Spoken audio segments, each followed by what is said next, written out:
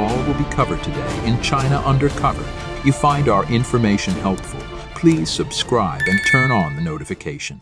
It will help us get more motivation to produce more quality videos. Now back to the news.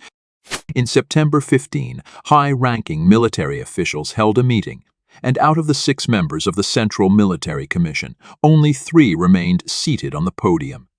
Vice Chairman of the Military Commission, Hua Weidong, Commission member Mel Wo, and Chang Shurung-min. However, today, on the 19th, news has emerged that Chang Shurung-min is also in trouble. Just the night after the meeting, Chang Shurung-min, who serves as the secretary of the Central Military Commission for Discipline Inspection, was taken from his home for investigation. While there's no concrete evidence to confirm the authenticity of these rumors on the surface, it's worth noting that Chang Shurung-min held the rank of a rocket force general and had his origins in the 2nd Artillery Corps, which was renamed the Rocket Force in December 2015. In December 2014, Chang Shurung-min served as the director of the political department of the 2nd Artillery Corps when Wei Fenghua was the commander of the 2nd Artillery Corps. Considering the large-scale corruption scandals involving the rocket force and the equipment system, this connection implies that Chang Shurung-min's troubles may be more significant than the disappearance of General Li Qiang, the chief of the General Staff. This aligns better with political logic. Furthermore, as we mentioned in the previous video, the People's Liberation Army newspaper has begun openly criticizing internal issues within the military, with a particular focus on the rocket force. However, the language used, which addresses shortcomings in combat capabilities within the Chinese military, points to a broader initiative by the highest levels of the Communist Party to target the General Logistics Department, which deals with material supply after the restructuring of the Central Equipment Department. Given Chang Shurung-min's role as the political commissar of the Logistics Support Department, it seems that the campaign to purge the entire military system has expanded. It has gone from targeting a single military branch, the Rocket Force, to exposing corruption in the General Equipment Department, with Li Shangfu's admission of guilt implicating 8 top officials from 11 key military units. This suggests that the General Equipment Department is also under scrutiny. Now, the campaign appears to be spreading to the General Logistics Department. This is a far-reaching effort that surpasses any military purges during the Mao Zedong era and approaches the scale of Stalin's purges. During the 20th Party Congress, Xi Jinping appeared to have consolidated his power, and many observers believed his authority was unshakable. However, at this year's 2 sessions in March, Xi Jinping nominated Li Shangfu, Li Qiang, Mel Hua, and Chang Shurung-min as candidates for the Central Military Commission members. If Chang Shurung-min indeed faces consequences, it would mean that Xi Jinping's nominees for the Central Military Commission this year would be reduced to only Mel Hua. Even the U.S. ambassador to Japan, Manuel, couldn't resist mocking that Xi's army was rapidly disintegrating, as if inspired by Agatha Christie's famous novel And Then There Were None. In addition to Chang Shurung-min's background in the rocket force, he has been involved in the Chinese Communist Party's military propaganda work for a long time. He started his career as a propaganda officer in the artillery unit when he was young, then worked in the Lanzhou Military Region Political Department, the General Political Office, and later returned to serve as the Political Commissar of the 2nd Artillery Corps and the Political Commissar of the 2nd Artillery Corps Command College. Throughout my career, I've been involved in political work. After Xi Jinping's major restructuring of the military system in 2015, Chang Shurung-min continued to serve as the political commissar of the Military Commission's Training and Administration Department until he took over as the political commissar of the General Logistics Department. So, if Chang Shurung-min falls from grace, it can be said that the entire military's political work system will also face significant disruptions, rivaling the impact of the falls of Xu Kaihu and Zhang Yang. While the highest levels of the Chinese military command structure are undergoing significant turbulence and purges, the Taiwan Strait front saw an unusual development. The Taiwanese military announced that between September 17 and 18, within a 24-hour period, they detected a total of 103 sorties of Chinese military aircraft, breaking the record for the highest number of daily sorties. Doesn't it strike you as odd? With Beijing's military leadership in disarray and even the rocket force, which is considered the only significant threat to the U.S. military, facing turmoil, one would expect a focus on internal consolidation and military reform. So why suddenly escalate military threats to an unprecedented level? The answer lies in a critical strategic shift and trend. The Chinese military is becoming increasingly reliant on cognitive and information warfare against Taiwan. When a direct confrontation is not feasible, they resort to covert strategies. As the Chinese military finds itself incapable of matching the U.S. military head-on, they aim to conquer Taiwan in the shortest possible time, achieving their objectives with a rapid and decisive campaign. In simple terms, they open fire here and there, the enemy surrenders. This inside-out strategy aims to force the U.S. military to retreat. This appears to be the only way for China to take control of Taiwan. In light of the Chinese military's systemic vulnerabilities and little hope for a successful direct military assault, this approach relies more on open and potential pro-China forces within Taiwan, aligning with the Chinese Communist Party's United Front tactics. The Taiwan Ministry of National Defense confirmed that the Chinese Communist Party is employing 4 major models for cognitive warfare against Taiwan: external propaganda, pink media, sympathetic media outlets, agricultural organizations, and cooperative endeavors. In response, Taiwan needs to rapidly enhance its military capabilities, as well as its domestic media and counter-information warfare capabilities. China's infiltration into Taiwan, whether through government employees, neighborhood leaders, or the pervasive spread of disinformation, is a serious concern. It's subtly altering people's perceptions, causing many of Taiwan's policies to become paralyzed and dividing the population. With more people subscribing and gaining access to accurate information, the CCP's brainwashing and propaganda efforts will be thwarted if more people gain access to accurate information. This will enable the government to make informed decisions and empower the people to distinguish fact from fiction, ultimately preventing the crisis of full-scale CP infiltration. On September 17th, a Weibo account named Ajinghua Lao, Dejie 2020s, posted a message. The situation is not limited to the Ministry of Defense but goes beyond your imagination, accompanied by an image of the Military Aircraft Division. This is intriguing and presented in a light-hearted manner, conveying the latest developments in the fierce struggle within Zhongnanhai. Interestingly, this post has not been censored to date. Why is that? Let us delve into the analysis. The Military Aircraft Division is a historical institution dating back to the Qing dynasty. It was a central power organ during the middle and late periods of the Qing dynasty. The Military Aircraft Division typically consisted of 3 to 7 members, including both Manchu and Han Chinese ministers. They determined national affairs through voting and discussions, making it the highest form of centralized authority. In today's terms, it's essentially like putting someone, besides Xi Jinping, at the top of the CCP Central Political Bureau Standing Committee. So it seems that Xi Jinping is concerned about ancient prophecies. He fears death. Many extreme power struggles within the CCP have caught both outsiders and even their own people by surprise. People wonder what's going on with the top leader.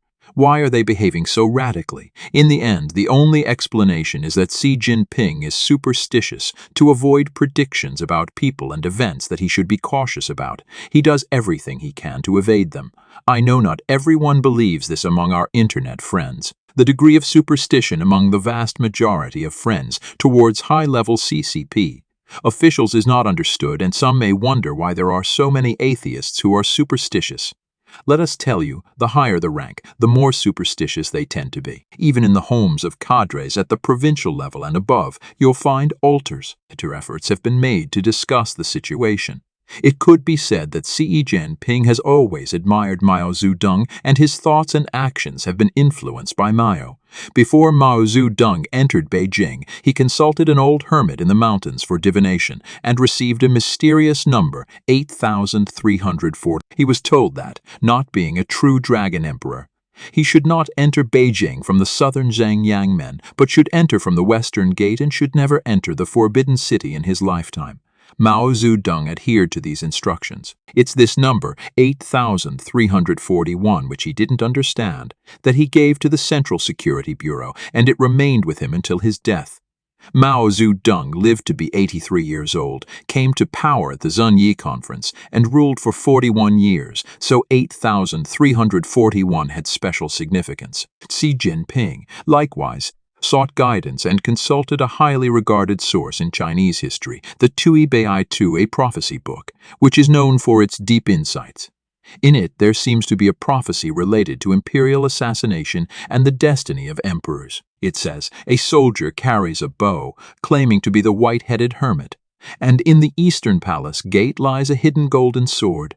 A brave warrior enters the palace through the back door. Xi Jinping is particularly cautious about this, fearing that he doesn't fully understand who the soldier with a bow is. He has gone to great lengths to find this soldier with a bow, even reaching a state of extreme paranoia, where even the names of those around him must not contain the character for Aibao, as it would signify potential future conspirators. Now, let's move beyond this and talk about observable facts that people believe in. Let's examine the traces that may not bode well for Li Qiang.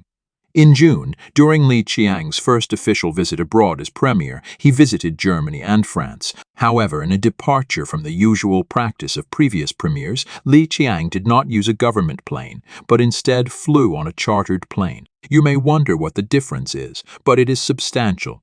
Before the 18th National Congress of the Communist Party of China, members of the Politburo Standing Committee would use government planes for their travels, dedicated exclusively to top leaders with all necessary facilities for official work, communications, and security. After that, the Central Committee introduced 8 regulations to standardize the behavior of Politburo members under the regulations on standardizing travel activities. It was clearly stipulated that the General Secretary of the CCP Central Committee and the Premier of the State Council should use government planes, while other members of the Central Politburo should use either chartered or regular flights. Additionally, using chartered planes required central approval. Li Qiang's decision not to use a government plane, in this case, was a notable deviation from the norm. It is an organizational decision, and it suggests not only a lack of trust but also a disregard for party regulations. It is a message that Li Qiang's status and dignity are being intentionally diminished. This move signifies a lack of trust and implies that Xi Jinping may not intend to follow party rules and could remove Li Qiang from his position at any time. In simpler terms, it's saying, "Who do you think you are? I can remove you at any time." This indicates that the issue of central leaders using chartered planes or government planes is not merely a matter of taking a flight. Instead, it underscores the subtle nuances of power, hierarchy, and how these leaders are perceived in the party and by the public. Some may still not understand why Li Qiang's choice of using a chartered plane is significant. It's simply about taking a flight, isn't it?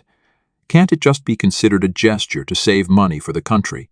The answer is that it's about the way power is expressed in these fine details. It's about how the status and privileges of vice-ministerial and ministerial level officials differ significantly. The treatment and benefits one receives reflect how much they serve the people while being apart from them. These differences in treatment and rank emphasize the message that they are public servants rather than being part of the general public. If someone doesn't have a proper rank or status, there will be a noticeable difference in how they are treated. That's why the distinction between using a chartered plane and a government plane matters so much. The place where you stay, whether in one room or another, may seem insignificant, but it signifies how power is perceived. After all, everything, including level of treatment and rank, serves to reflect the fact that these officials serve the people while remaining distinct from them. So, this reduction in treatment means sidelining of power.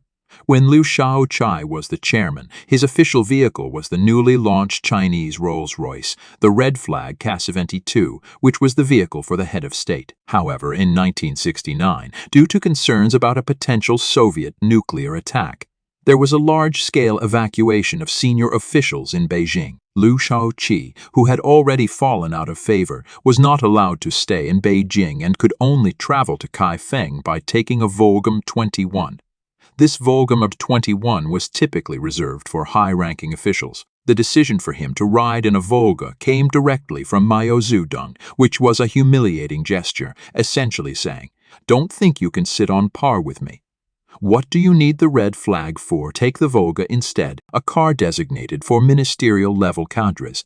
The arrangement for this car's use was directly ordered by Mao Zedong, and having him ride in the Volga was filled with humiliation, signaling that he should not think of being on the same level. "Why are you still riding a Hongqi? Go and take the Volga," where, in addition to deliberately downgrading the treatment against central regulations, we can also see intriguing personnel arrangements. The appointment of the governor of the People's Bank of China is an example. Originally, someone from Li Qiang's hometown, Yihui Men, who lived less than 50 kilometers away, was supposed to be appointed, but it was changed to Pan Gongsheng Guofang, a trusted confidant of Li Qiang, competed for the position of deputy party secretary of Shanghai but failed, and was instead transferred to the position of deputy minister of the Ministry of Ecology and Environment. This transfer was too far off the mark. Bai Tinghui, the director of the Shanghai State-Owned Assets Supervision and Administration Commission, was arrested. Who was Bai Tinghui? He was promoted by Han Zheng as a member of the Municipal Party Committee, and by Li Qiang as the director of the State-Owned Assets Supervision and Administration Commission. So the people around Li Qiang are either not being favored or, if favored, are failing in the process and even getting arrested. So can Li Qiang still be safe? As for whether Li Qiang has been abandoned, it actually doesn't matter much. As a premier of the State Council, he faces such a deteriorating society and economy. Everyone is on a sinking ship. Is it more important whether you wear the captain's uniform or the first mate's uniform? Everyone is inevitably facing the fate of having to abandon ship. As for whether the ship is actually sinking, there are opposing opinions. Some say that China's economic data still reflects positive results. Whether the ship is sinking or not, those on board sometimes don't know. You need a reference point. What could be that reference point? The water level, how far China has come economically. Nobody can say for sure. There is a reference point, the attitude of the Germans. Everyone knows that Germans tend to be cautious. When the conflict between Russia and Ukraine broke out, countries were looking for ways to decouple from Russian natural gas. The UK was the quickest to take action, having signed a major natural gas supply contract with Qatar just a few months before the war broke out. The UK could support Ukraine from the very beginning without too many concerns. In contrast, Germany was the slowest country to decouple from Russian natural gas. However, once Germany decided to do it, they did it thoroughly. From being the country most dependent on cheap Russian natural gas in the past, they completely stopped using it. What does this concept mean? It means that the energy prices would rise, and the low prices enjoyed by the people would never return. This put significant pressure on Germany's society and politics.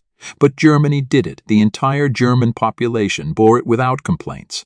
So we use Germany as a reference point. It is a relatively stable country with a stable government and society. Moreover, what's even more important is that, generally speaking, Germany has had a positive view and has been supportive of China's economy. Now, it's not the German government or the German political parties, but the German central bank Bundesbank has issued a warning. German companies must reduce their exposure to risks in China. In simple terms, German companies must decouple from China. The Bundesbank stated that the excessive dependence on trade with China is one of the main reasons for the risk to Germany's business model. It warned that if this trade route is disrupted due to increasing geopolitical tensions, these companies will face significant losses. Bundesbank data shows that China ranks third among the destinations for German companies' direct investment, after the United States and Luxembourg, accounting for 6% of Germany's total direct investment in 2022. But this proportion has doubled since 2010, and in some industries, German companies have an even larger share of direct investment in China, such as 29% in the automotive manufacturing sector. The Bundesbank warns that businesses and politicians need to rethink the evolution and structure of supply chains. Currently, German companies are indeed working on shifting their supply chains. So, while issuing this stern warning, the German Foreign Minister Heiko Maas called on Europe to reduce its reliance on the Chinese Communist Party and openly referred to Xi Jinping as a dictator. With strong protests from the Chinese Foreign Ministry, it's clear that even Germany, A long-standing developed country that has been supportive of China's economy is gradually distancing itself from China. The level of Germany's water hasn't risen, but the Chinese Communist Party's ship is undeniably sinking. And that is today's episode. If you found this video informative, please subscribe and ring a bell to get notification. Thank you for watching and see you next time.